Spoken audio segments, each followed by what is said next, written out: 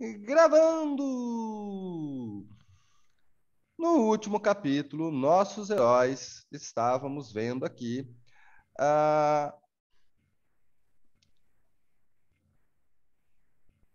aqui isso. A gente terminou vendo rochas, literalmente, né? Eu estava mostrando umas rochas aí para vocês, mostrei um pouquinho da minha coleção de rochas, etc, etc, etc.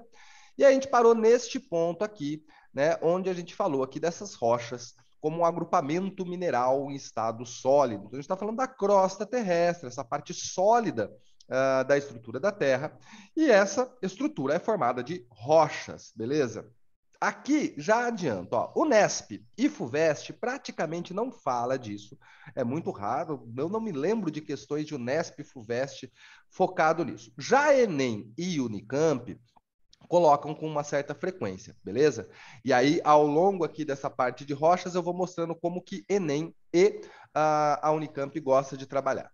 Basicamente, gente, o que, que a gente vai precisar aqui para o nosso pré-vestibular?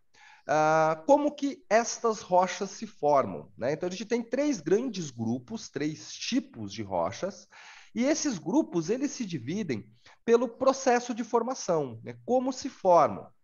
Então, a gente tem aqui esse ciclo, né, que meio que mostra como que essas rochas se formam. Então, tem o magma, esse magma, ele solidifica, solidificando o magma, a gente tem as rochas magmáticas ou rochas ígneas, beleza? Eu, Sumaré, prefiro chamar de rochas magmáticas pelo fato de que a gente já vincula com magma, beleza? Solidificou o magma, rocha magmática, ok? Então a gente tem rochas magmáticas aqui, gente, que datam de alguns bilhões de anos, né? Já que a solidificação da crosta terrestre ela data ali do pré-cambriano, né? Então a gente tem aqui rochas de muitos milhões de anos, rochas magmáticas. Porém, estas rochas magmáticas, elas estão ainda, né, em Gente, eu vou fazer o esquema aqui de mutar todo mundo. Quem quiser falar, é só abrir o microfone e falar, beleza? Só para evitar que alguém esteja sem querer com o áudio ligado e comece a entrar uns sons privados aqui para gente. Então, ainda hoje nós temos rochas magmáticas em formação. Toda vez que um magma solidifica, é uma rocha magmática, beleza? A partir daí, a gente vai ter ações externas atuando nessa crosta terrestre, e aí a gente vai ter o vento, a chuva, você, uma série de coisas que atuam nessa crosta terrestre, e isso vai fazer com que as rochas elas sofram fragmentação. Estes fragmentos eles vão depois se acumular, se compactar num lugar, e aí a gente tem as rochas sedimentares, beleza? Essas rochas sedimentares também podem passar por um processo de fragmentação, também vai virar sedimentação. Fragmentou, esses fragmentos se juntaram, se compactaram, formou uma nova rocha, rocha sedimentar, beleza? E aí o grande migué da geografia, o grande migué do pré-vestibular, é um processo complexo que vai envolver aqui pressão, temperatura, atrito, uma série de coisas, e a gente chama tudo isso de metamorfismo. E aí esse metamorfismo formam as rochas metamórficas. Lá em química, vocês falam de um metamorfismo, que é o grafite diamante. Porém, existe uma série de rochas que passam por esse processo de metamorfismo. Então, aqui a gente vai chamar tudo isso de metamorfismo e boas, beleza? Estas rochas metamórficas também sofrem o processo de fragmentação, também vão formar sedimentos, vai se compactar em rochas sedimentares. Ok? E aí, quando qualquer uma dessas rochas se funde no magma, volta a ser magma, e aí, quando o magma solidifica, rochas magmáticas. Beleza? Então, como que rocha magmática se forma? Solidificação do magma. Rochas sedimentares, compactação de fragmentos. E rochas metamórficas, metamorfismo. A Unicamp adora isso, tá, gente? Então, se a gente procurar nos vestibulares anteriores, vocês vão ver que já apareceram 2 vezes a seguinte pergunta na segunda fase: como se formam rochas metamórficas? E apareceu uma vez como se formam as rochas magmáticas. E uma vez como se formam as rochas sedimentares. Então, já apareceu essas perguntas dos 3 tipos de rocha na prova da Unicamp, belezinha?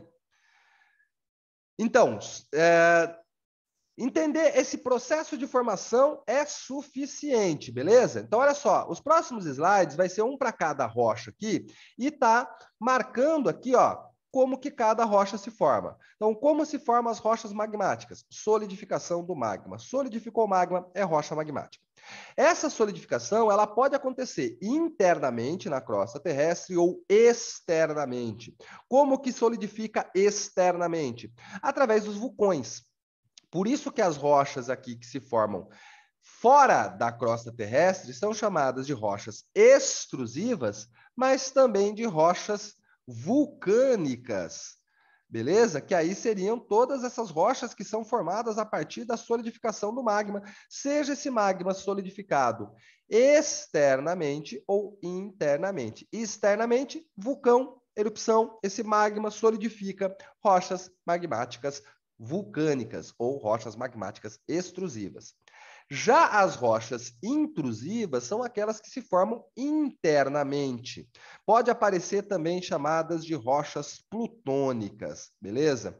Tem diferença essas duas rochas? A gente pode dizer que as rochas vulcânicas ou as rochas extrusivas, o processo de solidificação é muito mais rápido. Solidificou, beleza? Então, é mais comum a gente observar nessas rochas magmáticas esses cristalzinhos, beleza? Porque assim, ela solidifica tão rápido que ela solidifica de uma forma mais heterogênea, ok? Já as rochas intrusivas, como o processo de solidificação é mais lento, a gente consegue perceber uma solidificação mais homogênea, então fica mais bonitinho aqui essas diferenciações dos diferentes componentes, beleza? Em geral, gente, a rocha que vai aparecer em questão, que é bom você saber que é uma rocha extrusiva, que assim, que é bom você saber especificamente que rocha é o basalto, beleza? Por quê? Porque a gente vai falar, quando a gente falar lá de Brasil, lá no final do ano, quando a gente for falar de aspectos físicos do Brasil, a gente vai falar, por exemplo, das grandes formações basálticas. Então, vai aparecer aí esse termo, formação basáltica, para essas formações de relevo, onde a gente tem grandes erupções vulcânicas, erupções que duram milhões de anos, vai soltando, ele vai liberando esse mundaréu de magma, solidifica tudo. Então, a gente tem uma grande formação basáltica. O basalto é uma das rochas mais comuns no globo terrestre, beleza? Na crosta terrestre. 90% do volume dessa crosta são rochas magmáticas, beleza? Por quê? Porque a gente, desde a solidificação da crosta terrestre lá no pré-cambriano, tudo isso que solidificou o magma é rocha magmática, ok? Só que, vamos pegar aqui um giz, né? Então imagina, gente, que eu tenho aqui uns giz, né? Então isso aqui é um volume, beleza? Então imagina que se a gente condensou, concentrou aqui nessa rocha magmática, a gente tem aqui esse volume compacto, ok? Só que quando a gente fala da fragmentação, quando a gente fala aí desse processo de espalhar esses fragmentos, se eu pegar esse giz aqui e começar a riscar a minha parede, minha companheira vai cortar minha cabeça se eu fizer isso, mas, dá para mostrar lá. Opa. Cadê minha câmera? Cadê minha câmera? Câmera. Socorro, socorro, socorro, socorro. Alô, alô, alô, alô. Eu caí completamente ou só minha câmera caiu? Só a sua câmera caiu. Beleza. Por que que a minha câmera caiu? Vamos ver se voltou. Voltou. É um mundaréu de fio. Então, gente, ó, tem uma lousa lá na frente. Olha eu aqui, oi, gente, oi. Ó, então se eu pegar aquele pedacinho de giz e começar a rabiscar aqui, ó.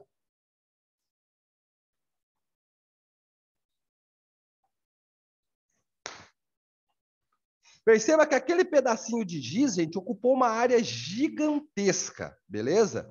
Então, quando a gente vai falar aqui das rochas sedimentares, a gente vai perceber que, apesar de 90% do volume da crosta ser rochas magmáticas, a maior parte da superfície terrestre são rochas. Opa, alguém está com a dúvida aqui nas intrusivas e extrusivas. Alice, vamos lá. Então, Gabriel e Alice, ambos aqui, ó. Intrusiva é dentro da crosta terrestre. A crosta terrestre, a gente viu aqui que ela tem em média 40 quilômetros, ok? Então, se a gente falar desses 40 quilômetros, pode estar lá mais perto do manto, pode estar mais perto da superfície, mas é uma solidificação no interior da crosta terrestre. Beleza? E por que que isso acontece? É esse slide aqui, Ana? Quer para voltar? Esse aqui? Né? Acho que era esse aqui, mano. Era esse mesmo, obrigada. Beleza. Então, olha só, como que solidifica no interior da crosta? Então, a gente tem, em vários pontos da Terra, a gente tem aí esse manto saindo para a crosta terrestre, para a superfície terrestre, por vulcões, ok? Mas nem todo vulcão, né, vai ter aquela explosão vulcânica, etc. A gente vai falar de vulcão depois. A gente vai ter aí câmaras internas na crosta terrestre, onde tem acúmulo de manto.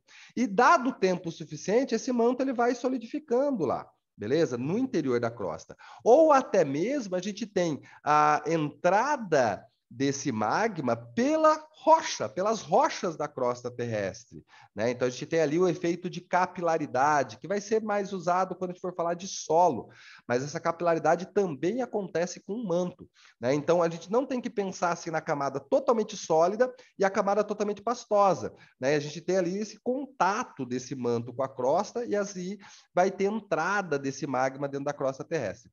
Então, em qualquer ponto dentro da crosta terrestre tem essa solidificação do manto, essa solidificação ela vai ser lenta, esse magma solidifica lentamente e vai formar as rochas intrusivas. Já quando a gente tem a erupção vulcânica e esse magma sai da superfície, sai para fora, vaza para fora ali, esse magma que sai para fora, ele vai solidificar em contato com a atmosfera. Então ele vai solidificar muito rápido. Ou mesmo dentro do oceano, ele vai solidificar em contato com o oceano, ele vai solidificar muito rápido. E aí seriam as rochas extrusivas. Ficou mais claro, Alice e Gabriel? Ficou mais claro? Ficou mais claro? Obrigada. E por isso que as extrusivas são mais homogêneas, assim. Isso. Mais rápido. Entendi. Tá bom. Beleza? Obrigada. Então, assim, quando eu mostrei... peraí. Eu tenho rochinhas aqui para mostrar, né? Ó, isso aqui é um exemplo de uma extrusiva, que é a obsidiana, que ó, tipo um vidro mesmo. Vira tipo um vidro. Oi? As intrusivas, elas são, como a Alice disse, mais homogêneas? Sim, porque esse homogêneo... É que assim, quando a gente fala homogêneo e heterogêneo, a gente pensa que homogêneo é sempre uma coisa só. Mas se a gente perceber nessas imagens, tanto as duas imagens que está aí, como se a gente olhar para as rochinhas que o Sumaré tem aqui, ó, a gente vê que a extrusiva, você vai ver esses cristalzinhos aí, você vai ver esses brilhantinhos aí, ok? Já as intrusivas, quando ela vai solidificando, você perceba que vai harmonizando mais os componentes aí dessa rocha, desse aglomerado mineral aí, você vai ver que... Então, perceba que, enquanto aqui, nessa foto aqui do basalto, a gente vê esse monte de cristalzinho aqui, ó, essa aqui, a gente percebe que as aglomerações aí desses minerais, elas vão ficar mais uniformes. Deu para entender? É que quando fala homogênea aqui, pode vir naquela cabeça aquela mistura homogênea que você vê uma coisa só, né? Não, né? Estou falando aqui dessa uniformidade da estrutura, beleza? Das moléculas que estão aí nesse aglomerado mineral. Porque uma rocha é um... Cara, a gente pega a fórmula de uma rocha, as fórmulas de uma rocha tem trocentas coisas ali, né? Porque é um aglomerado, é um monte de coisinhas que estão ali, né? Não é como se for um minério, que é basicamente um elemento só, ou uma combinação de dois elementos, né? Aqui a gente está falando de um aglomerado, um conjunto gigantesco de coisas. Ficou mais claro? Uhum. Luísa, as extrusivas são vulcânicas, as intrusivas são plutônicas. Exatamente. Exatamente. Se você conhece deuses aí do greco-romanos, né? Lembra que Plutão é o Hades, ou seja, lá do interior do submundo mesmo. Vulcano é o deus é o Hefesto, né? Que é o deus aí ferreiro, né? Que forja as armas dos deuses dentro dos vulcões, beleza? Então, se você manja aí de mitologia greco-romana, dá para você usar isso com o método mnemônico, ok? Ou pensa que vulcão é o que vai expelir mesmo, também sossegado. Agora, gente, as rochas sedimentares, aqui o Enem brilha, hein? O Enem brilha nas rochas sedimentares, ele curte as rochas sedimentares. Rochas sedimentares é formada a partir da sedimentação dos fragmentos. Fragmentos do quê? Então, a gente pode ter aí, as mais comuns são esses fragmentos de outras rochas, né? Então, a gente tem, tanto que as duas que estão no exemplo aqui são fragmentos de outras rochas, tanto o arenito quanto o varvito, beleza? E esse processo, gente, ele não é instantâneo, então vai acumulando esses fragmentos e aí vai sedimentando, aí formou uma linha, depois formou outra, depois formou outra. Por isso que é muito comum nas rochas sedimentares a gente ver essas camadas aqui, ó. Então, provavelmente algum de vocês visitou o Parque do Varvito no ensino fundamental, é um estudo do meio comum, né, do ensino fundamental, onde vocês visitam lá uma com a facu, aí teve gente que visitou com a facu. Lá, no médio, então, todas as etapas da educação visitam o Parque do Varvito. E aí, dependendo da etapa da educação que você tá, você vai ver uma coisa diferente, vai explicar de uma forma diferente. Mas a ideia, gente, é que a ideia lá é olhar um puta de uma paredão de vários metros de altura, onde você vê essas camadas aqui, beleza?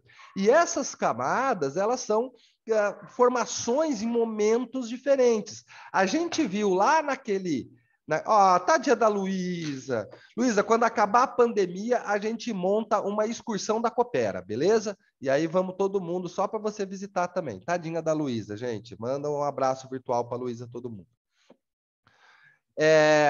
E aí, gente, olha só, a gente viu lá naquele calendário, naquela tabelona lá, que esse processo da formação das bacias sedimentares, gente, durou alguns milhões de anos. Então, a gente pega lá o Paleozoico e o Mesozoico.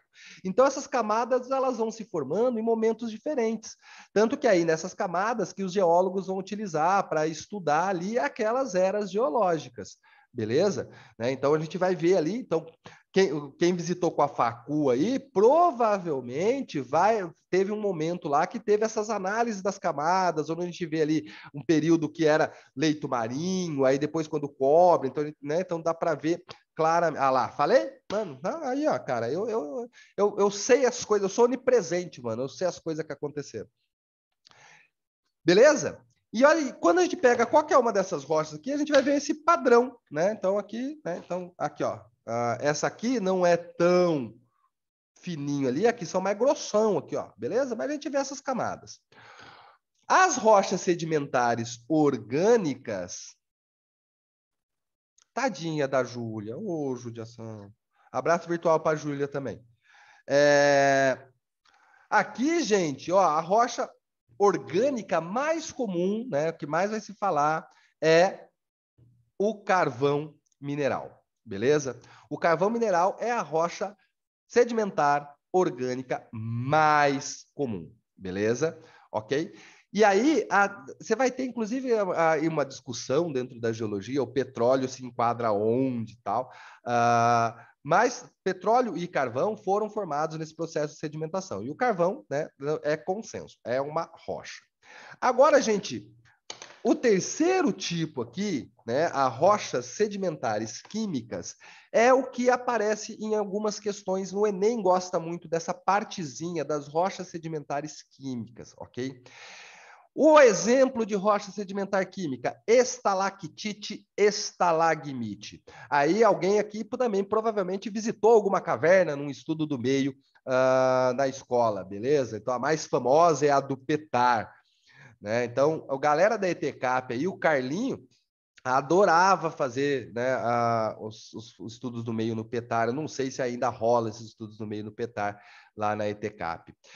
Então você tem as estalactites e as estalagmites. Tanto a estalactite quanto a estalagmite, elas vão ser formadas a partir desse processo de sedimentação química. Então, quando a água infiltra no solo, ela vai solubilizar uma galera de coisas que estão no solo. Então, a gente tem lá a solubilização dos carbonatos e a gente tem a solubilização do cálcio, porque você tem ossos ali, né, ao longo do... Pô, a Júlia nem sabe o que é o Carlinho. O Carlinho, ele era o cara do laboratório de do laboratório de biologia. Carlinho não tá mais lá, velho? Nossa! Nossa, tá lá, né? É um baixinho, troncudinho, assim. Fala pra caramba. Lá, sabia. Carlinho não sai de lá, velho. Carlinho é eterno. Carlinho é tipo o Dudu, velho. É eterno na TCAP, assim. Tipo, vai estar lá por toda a vida. E aí é o seguinte, gente. Solubilizou. Aí, quando essa água ela chega numa caverna, então ela vai ficar ali no teto da caverna, essa água vai, né, tá no teto da caverna, tensão superficial, todos aqueles paranauê da física lá. E aí a água vai encontrar um pontinho onde vai acumular e vai gotejar. Então a gente vai ter uma goteira no teto da caverna. Pode ser porque um pedacinho de raiz está para fora, pode ser porque um pedacinho de rocha está lá para fora, alguma coisa está para fora, começa a pingar. Quando a gente tem a gota se formando, né, e saindo do teto da caverna, a gente tem uma ação física ali, que a água sai e fica um pouquinho, quase nada, invisível, desse carbonato de cálcio no teto da caverna. Como fica gotejando sempre no mesmo ponto, esse pouquinho que está no teto da caverna vai formando a estalactite. Aí essa água ela cai no chão da caverna, pinga ali no chão da caverna, na hora que ela pinga, ela espalha, a água espalha, fica um pouquinho de carbonato de cálcio ali. E aí vai formando as estalagmites. Então, a estalactite e a estalagmite, elas se formam a partir desse processo de aglomeração, né, de compactação desses fragmentos, carbonato de cálcio, ali naqueles dois pontos. Então, mesmo sendo no teto, é sedimentar. A gente pode pensar assim, né, ter um senso como pensar sedimentação, pensar no chão de uma forma plana. Não, né? As estalactites e estalagmites são também rochas sedimentares químicas. O Enem adora isso. Já apareceu várias questões no Enem que mostram uma imagenzinha de uma caverna ou que pergunta sobre estalactite, estalagmite, beleza? Então, isso aparece. E na Unicamp já apareceu também, ok? Então, aqui vale esse adendo Unicamp e Enem, ok? Entenderam aqui essa questão do 90% do volume, 80% da área, ok? E aí a gente vai para as rochas mais raras, que são as rochas metamórficas, que são as rochas que são bonitas, beleza? Elas são raras porque o processo de formação dela depende de uma série de fatores físico-químicos que a gente vai... Arenito e o varvito estão aqui, ó. Arenito e varvito, eles são exemplos dessas rochas aqui. Então, essas camadinhas, a ideia é para ver os camadinhas aqui, ó. Beleza? Normalmente, na questão de rochas sedimentares, ou vai perguntar como se forma a rocha sedimentar, ou vai perguntar das estalactites e estalagmites, beleza? São detríticas, as duas são detríticas. As duas são detríticas. As duas aqui, beleza?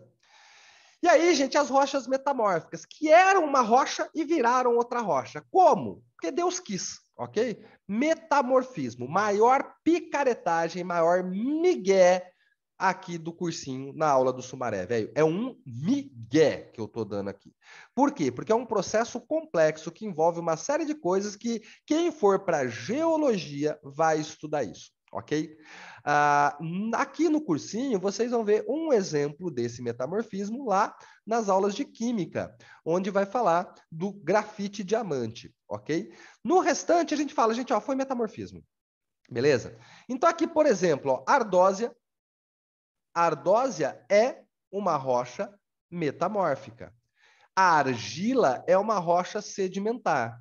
Então, de uma rocha sedimentar, argila, nós temos a ardósia. A ardósia se forma a partir da argila. Então, ardósia e argila, quimicamente falando, é a mesma coisa, né? A diferença ali não está nas moléculas, a diferença está na organização dessas moléculas. Cara, tem alguns exemplos de metamorfismo que é um negócio muito da hora, né? Do tipo assim, você tem ali as moléculas aqui no bagulho, aí é como se tivesse penteado o negócio, assim, aí você deita todas as moléculas e vira outra rocha. Tem umas coisas muito legais. Mesma coisa que o mármore e o calcário, né? O calcário é uma rocha magmática, o mármore é uma rocha metamórfica. Aqui eu tenho um exemplo do granito e do gneiss, né? O granito é uma rocha magmática, o gneiss é uma rocha metamórfica. Então a gente tem aqui rochas metamórficas e magmáticas de vários modelos e tipos. Aqui eu tinha outro aqui. Cadê? Vem. Saiu. Saiu. Isso. Ó, esses dois aqui também, isso aqui é uma sedimentar e isso aqui é a magmática. Então, os dois são a mesma coisa também. Isso é muito da hora. Beleza? Muito da hora. Então é o seguinte, gente, nós temos aqui esses 3 tipos de rocha, as questões normalmente é como elas se formam, tá? Solidificação do magma, sedimentação de fragmentos e metamorfismo, ok? Não vamos aprofundar nesses metamorfismos. Quem for para geologia na faculdade, aí vai estudar isso aí, né? Beleza? Eu sei algumas que eu fui estudar por curiosidade, né? Porque eu também não vi nada disso, não. Galera, então para a gente falar dessa parte da crosta terrestre, essa parte sólida, a gente vai voltar um pouquinho no tempo e falar aqui do Wegener. Não sei pronunciar o nome dele. Galera, olha só que interessante, né? Se a gente pensar da seguinte forma. Nós estamos falando aqui desse cara e a teoria desse cara é do final de 1912. Em alguns locais você vai, inclusive, encontrar 1913, tá? Então tá em 1912, 1913. 100 anos, né? Então, 110 anos, né? Então, é muito recente, né, essa teoria, ok?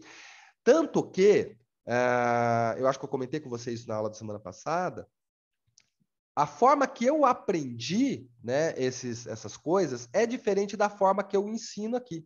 Porque de quando eu aprendi até agora, novas coisas foram colocadas, novos elementos, novas descobertas. Então, esse processo é um processo que ainda está em desenvolvimento.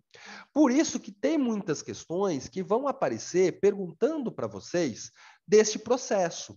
E aí a gente entra quase aqui numa análise, gente, de história da ciência, ok? Por quê? Porque a gente vai ver como que esse pensamento foi construído e como que as evidências vão corroborar as teorias, ok?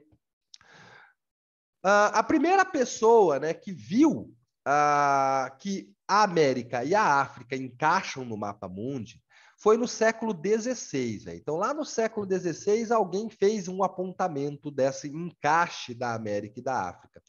E aí, esse encaixe da América e da África, a gente não tem por que perguntar por quê. Encaixa porque encaixa, ok?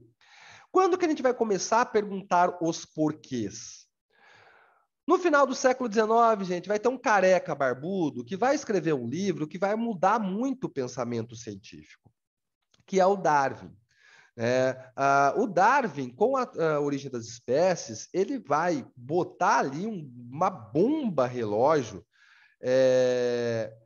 Da hora. Eu vou falar dessa questão daqui a pouco, porque é bonito mesmo isso, cara. É bonito mesmo. Quando o Darwin publica a origem das espécies, cara, isso gera um rebuliço no mundo acadêmico. Por quê? Porque agora tudo pode ser questionado, cara. A partir do momento que a gente questiona, né, a humanidade, aí, velho, tudo parte para questionamentos. E o Wegener, ele foi um desses pioneiros que vai questionar essa ideia do encaixe ser um encaixe porque é um encaixe. No início do século XX, gente, a gente vai ter um boom da arqueologia. Tanto que se vocês assistirem filme aí que tem múmia no processo, normalmente esse filme se passa no início do século XX, que é quando a arqueologia está tendo um boom internacional aí, principalmente pelo fato de começar a descobrir alguns túmulos, alguns tesouros lá no Egito. E isso a galera vai começar a cavucar, velho. Na França, que é um país que tem uma legislação meio diferentinha com a questão de propriedade, a galera começou a cavar suas próprias casas, e cavar. Não encontraram tesouros, mas encontraram muitos fósseis. E boa parte fósseis marinhos. Fósseis marinhos em cidades muito longe do oceano. Isso começou a gerar as perguntas: por que estes fósseis tão longe do oceano? E aí o Wegener vai começar a rodar o mundo coletando estes fósseis. E ele vai encontrar algumas semelhanças de fósseis em vários continentes. Inclusive, se a gente mapear esses fósseis, a gente tem aqui, né, dá para mapear esses fósseis, a gente vê que tem algumas linhas desses fósseis aqui, através dos continentes. Então, se a gente pegar aqui, ó, a gente vê aqui no sul da América do Sul, no sul da África, então vão formando algumas linhas aqui. E aí o Wegener vai propor que esses continentes um dia estiveram juntos e depois se separaram. A comunidade científica não aceitou muito bem isso, gente, porque imagina, velho, você falar, né, de que continentes se deslocaram é um negócio muito zoado. Então, o que a comunidade científica acreditava naquele momento? De que entre os continentes, num passado remoto, havia uma faixa que ligasse esses continentes. E aí o oceano, ao longo do tempo, vai promovendo uma erosão ali, e aí essas faixas de terra vão deixando de existir e hoje só tem o oceano. Perceba que são duas ideias diferentes, mas que as duas explicam, né, esse processo. Então, os bichinhos cruzaram da África para a América tal, e depois deixou de existir. Só que o Wegener não aceitava essa ideia e o Wegener continua nas suas expedições até que ele foi numa expedição na Antártida. Ele é um dos primeiros caras que fez expedição na Antártida. E quando ele fez expedição na Antártida, ele encontrou fósseis de plantas tropicais. Aí ele chegou ali, né, e falou: galera, mano, planta tropical na Antártida, velho. Você vai falar que ela saiu andando também? Não rola, velho. Então, a Antártida um dia estava na linha tropical. Aí os caras falaram: beleza, fera. Como? Aí falou: não tem a menor ideia. Né? E isso é um negócio muito da hora da ciência, velho. Ele sabia que ele não tinha a menor ideia. Ele falou: não sei. Porém, as evidências que eu tenho me mostram que a Antártida um dia esteve aqui nessa faixa tropical e que eu tinha aqui esses continentes juntos. E aqui, essa sequência de imagens desse GIF aqui vai mostrando esse processo da Pangeia, que seria esse continente único, até os continentes que nós temos hoje. E as evidências que o Wegener tem para comprovar esse processo aqui é através desses fósseis que foram coletados ao longo de muitos anos, que o Wegener foi fazendo várias expedições. E uma das expedições que o Wegener estava fazendo, lá nas Montanhas Rochosas, no norte dos Estados Unidos, ele saiu para coletar algumas amostras, teve uma nevasca e ele nunca mais foi encontrado. Fim da história. Triste, né? É, mano. Tipo, é triste. Muito triste.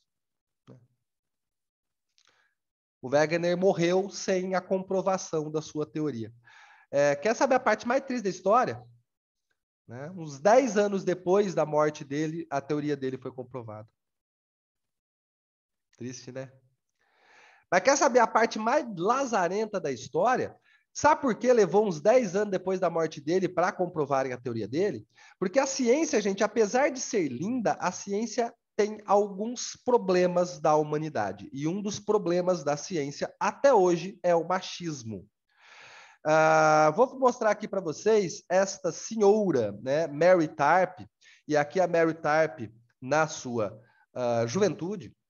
A Mary Tarp era uma geóloga e ela trabalhava na Universidade dos Estados Unidos, e aí deram um trabalho bem horroroso para ela, né? O trampo dela era marcar o horário que aconteceu o terremoto. Ficar marcando uma planilha. Imagina que trampo, velho. Ficar anotando assim, ó, tipo, aconteceu o terremoto em tal lugar, tal hora.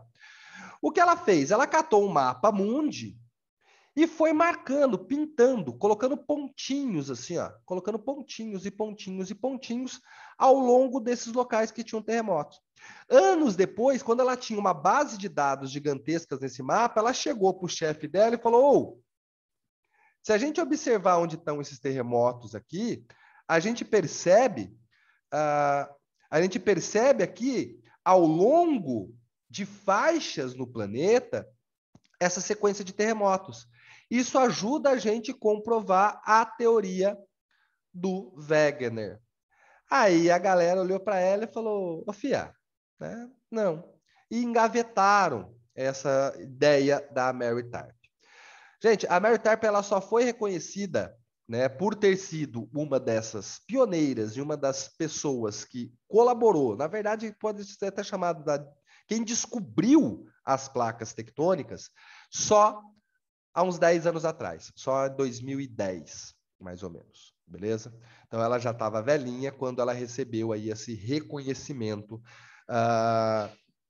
dessa teoria dela, beleza? Galera, antes de eu entrar na teoria das placas tectônicas, né, vamos dar uma pausa